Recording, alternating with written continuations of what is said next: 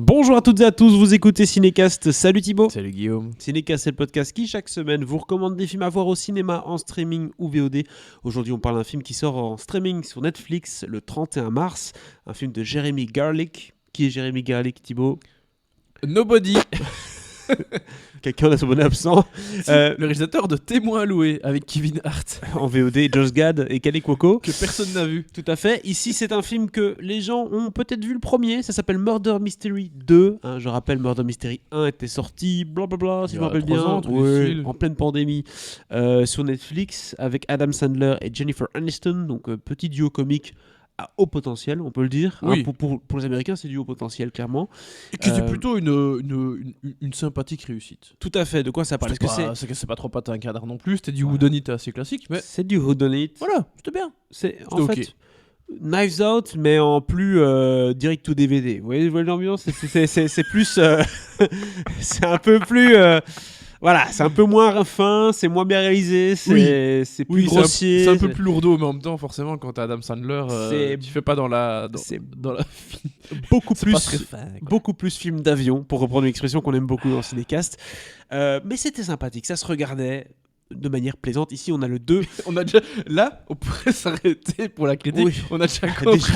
Déjà qu'on a dit qui est Jeremy Garlick, on a déjà commencé comme ça. Oui, c'est vrai. De quoi ça parle ici? Ça parle des détectives Nick et Audrey Spitz, qui sont donc un couple qui était dans le premier film ensemble. Donc, toujours Adam Sandler et Jennifer Aniston. Avant, c'était pas vraiment des flics. Enfin, lui était une espèce de flic. Bref, c'est pas grave. Maintenant, ils sont par contre détectives. Ils ont créé leur propre agence, donc en tant que couple. Même s'ils n'ont pas la licence. Hein. Non, mais quelques scènes. Ils essaient de l'avoir. Quelques scènes un peu rigolotes du coup. Le couple qui est détective, qui a pas encore de boulot. Alors chérie, t'as cherché des clients, papa, dit rigolo.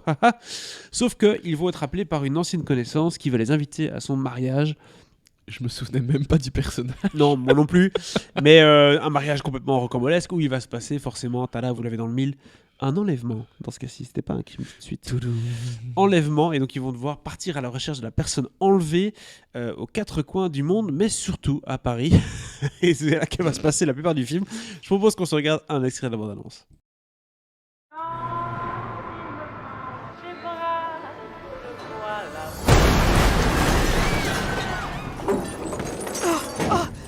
Voilà.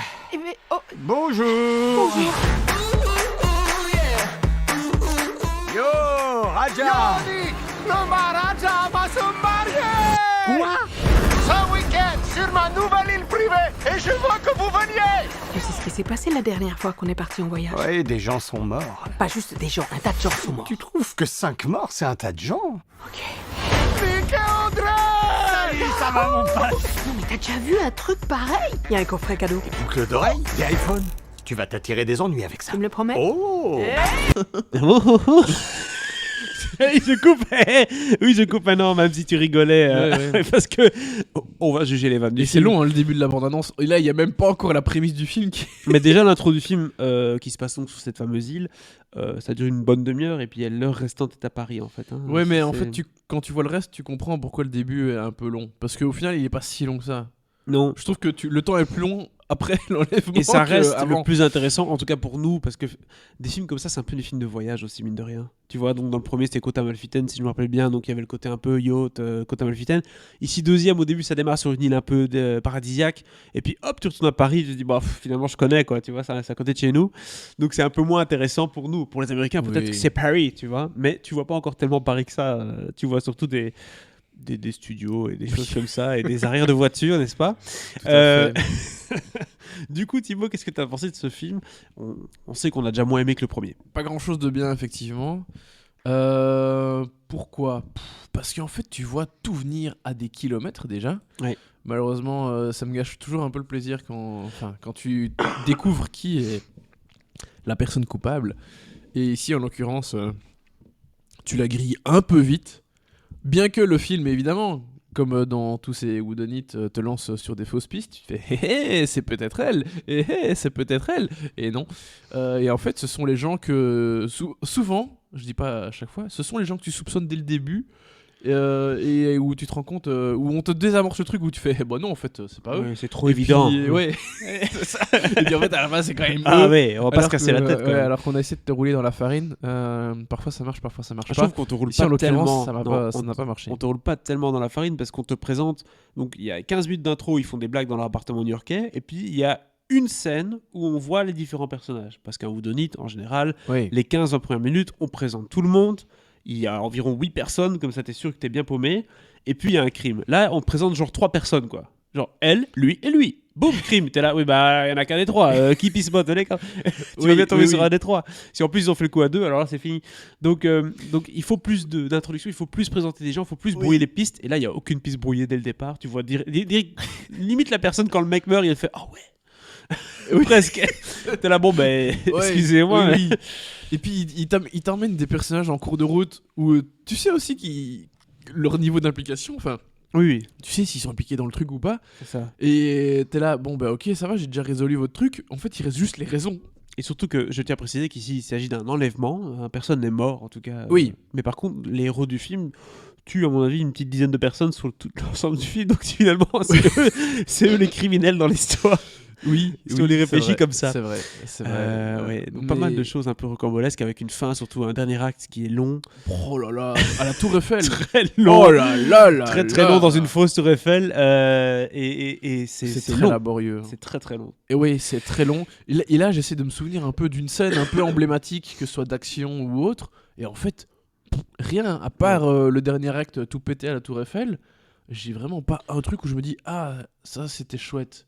Ouais, là, Même le duo Jennifer Aniston, Adam Sandler, je me suis pas dit pendant le film, ah oui, il est vraiment super. Autant ça marchait bien dans le premier, et voilà, on passe un bon moment. Autant ici, il y a un moment où les gimmicks, ça devient plus saoulant qu'autre chose, quoi. Parlant de gimmick, bonne gimmick dans le film, au bout de 20 minutes, il y a tous les suspects qui rentrent dans la chambre d'hôtel Oui. et ils doivent bouger les plantes, remettre les plantes. Alors ils le font une fois, Seule t'as scène compris, un peu rigolote.